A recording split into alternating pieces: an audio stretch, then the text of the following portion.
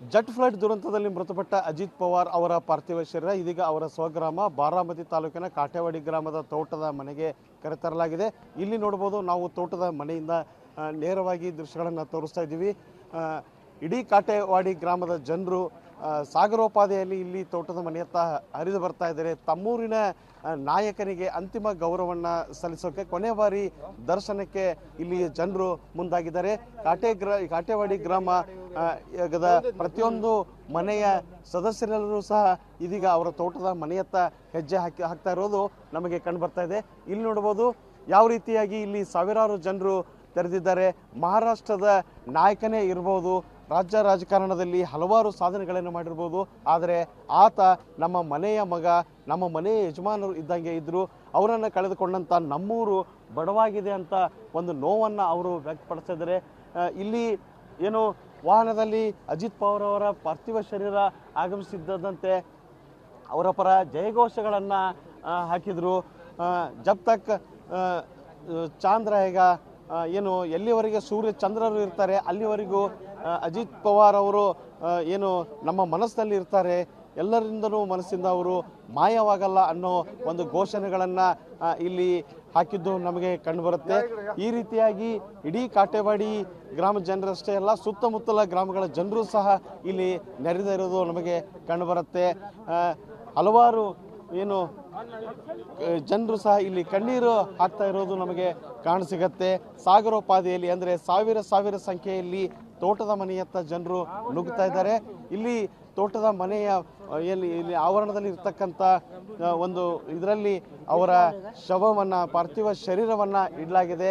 ಅಲ್ಲಿ ದರ್ಶನ ಮಾಡ್ತಾ ತಮ್ಮ ನಾಯಕನಿಗೆ ಅವರು ಒಂದು ಕೊನೆಯ ದರ್ಶನವನ್ನು ಮಾಡ್ತಾ ಇದ್ದಾರೆ. ಗೌರವವನ್ನು ಸಲ್ಲಿಸೋದರ ಮೂಲಕ ಅವರು ತಮ್ಮ ದುಃಖವನ್ನು ಇಲ್ಲಿ ವ್ಯಕ್ತಪಡಿಸ್ತಾ ಇರೋದು ನಮಗೆ ಕಂಡುಬರುತ್ತೆ.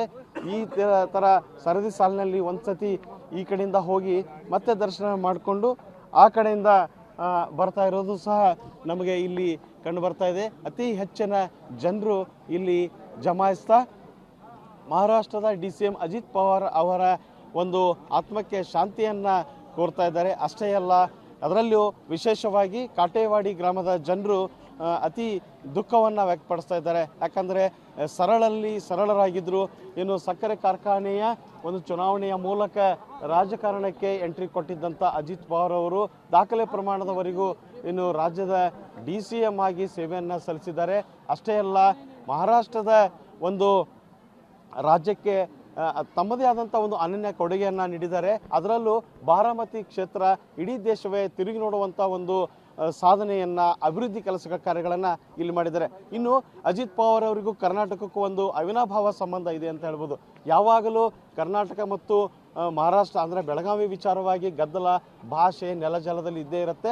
ಆದರೆ MES ಸೇರಿದಂತೆ ಇನ್ನಿತರ ನಾಯಕರಿಗೂ ಅವರೊಂದು ಕಿವಿಮಾತು ಹೇಳ್ತಾ ಇದ್ರು, ಕರ್ನಾಟಕ ಮತ್ತು ಮಹಾರಾಷ್ಟ್ರ ಸಹೋದರ ಭಾವನೆಯಿಂದ ಇರಬೇಕು, ಯಾವುದೇ ಭಾಷಾ ಸಮಸ್ಯೆನ ನಾವು ಮಾಡ್ಬೋದು, ಪರಸ್ಪರ ಗೌರವದಿಂದ ನಾವು ಇರಬೇಕು ಅನ್ನೋ ಕಿವಿಮಾತನ್ನು ಕೂಡ ಹಲವಾರು ಬಾರಿ ಅಜಿತ್ ಪವಾರ್ ಅವರು ಹೇಳಿದ್ದು ದೇಶದ ಐಕ್ಯತೆ ಮತ್ತು ರಾಜ್ಯಗಳ ನಡುವೆ ಸಹೋದರತೆಯನ್ನು ಸಾರುವಂಥದ್ದಕ್ಕೆ ಉದಾಹರಣೆಯಾಗಿತ್ತು. ಅಷ್ಟೇ ಅಲ್ಲ, ಹಲವಾರು ಬಾರಿ ಅವರು ಬೆಳಗಾವಿ ಸೇರಿದಂತೆ ಇನ್ನಿತರ ಕರ್ನಾಟಕದ ಗಡಿ ಭಾಗಕ್ಕೂ ಬಂದಾಗೂ ಸಹ ಇಲ್ಲಿಯ ಜನರೊಂದಿಗೆ ಅನ್ಯೋನ್ಯತೆಯಿಂದ ಮಾತನಾಡೋದಿರಲಿ, ಇಲ್ಲಿಯ ಜನರ ಸಮಸ್ಯೆಗಳನ್ನು ಬಗೆಹರಿಸೋದಿರಲಿ ಮಾಡ್ತಾ ಇದ್ರು.